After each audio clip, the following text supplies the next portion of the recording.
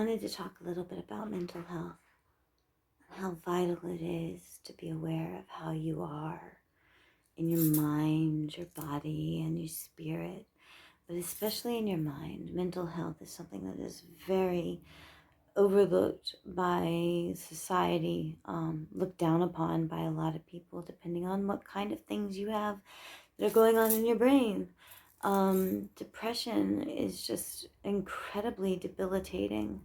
I suffered from it for my entire life.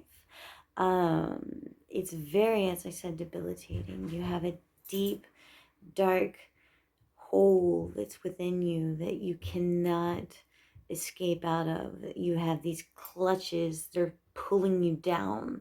No matter what's going on in your life, no matter how positive it might be, you still can't reach that place where you can be like everybody else and celebrate it and feel that sense of joy that you see everybody else having. Um, Anxiety, that's another thing that I suffered with tremendously, and it has been just debilitating anxiety, debilitating in ways that I haven't been able to go out and see people, or in public places I would get panic attacks, anxiety for just things throughout the day, things that really don't need to be worried about. I worried about them. Anxiety that just aches at you and just burns inside your heart and in your just solar plexus. Your mind is just constantly racing with things that could possibly go wrong, or that are going wrong, or in your mind are going wrong, or you don't understand, and you just, well, I would just panic, freak. Panic attacks, lots of them throughout my entire life. Mental health. It's important to talk to people about what you are going through. Find a good support system. You need it. Um, it's not something you need to be going through alone.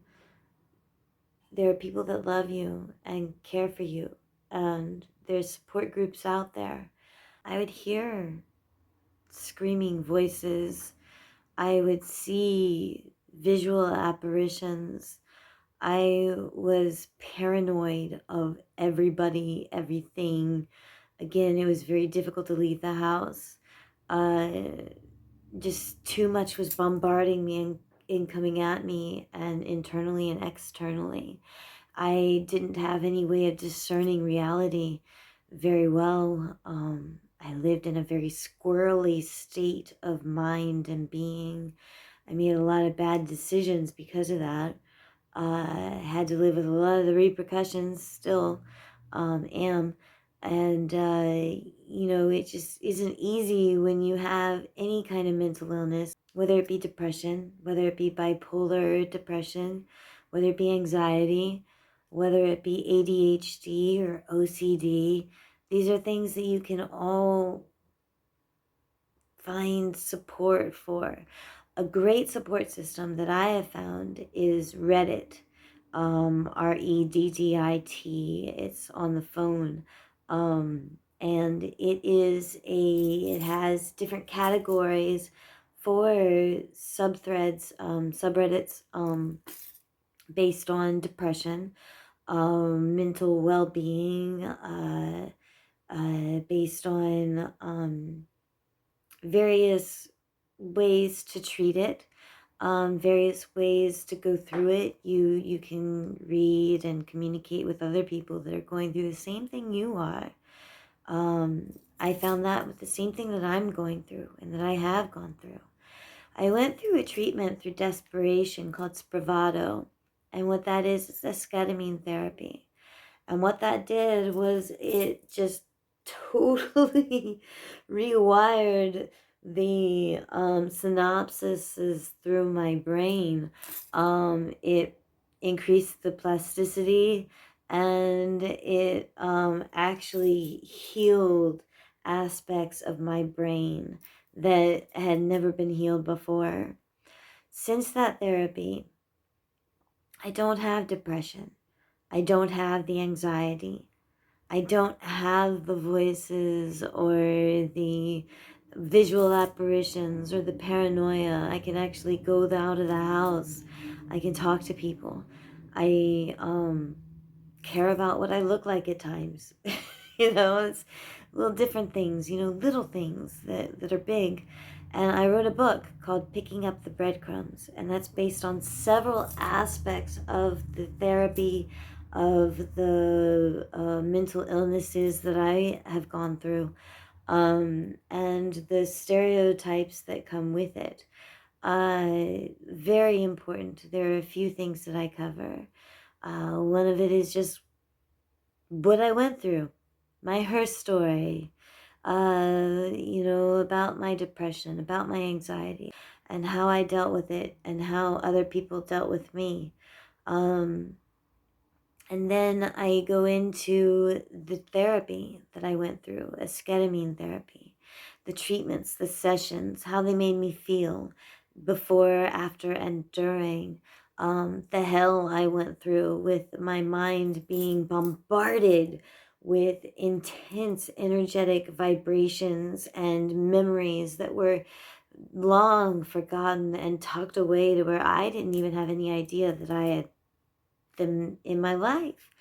Trauma, lots of trauma. And so in my book, I had to sort my thoughts. I had in each therapy session an intention to learn how to get through this trauma that I was going through, how to gain insight into living into a life that I was now being thrown into with new heightened senses and awarenesses, and just no voices, no apparitions, more clarity, and just a very vibratory, energetic being and brain. Um, I went through all of this, and through this, I kept a journal. And in this journal, it was daily notations of real time feelings, sensations, thoughts, revelations. I had so many revelations and insights on how to get through my depression, through my anxiety, through my psychosis episodes. And I share these in my book.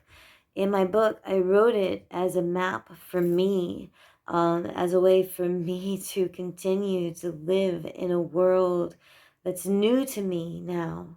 And it helps me to uh, focus on what I need to work on, such as self-talk, breathing, slowing down, positive affirmations, and just a lot of various topics that are so vital, important, imperative for mental well-being and health, and living in this new realm of reality for myself.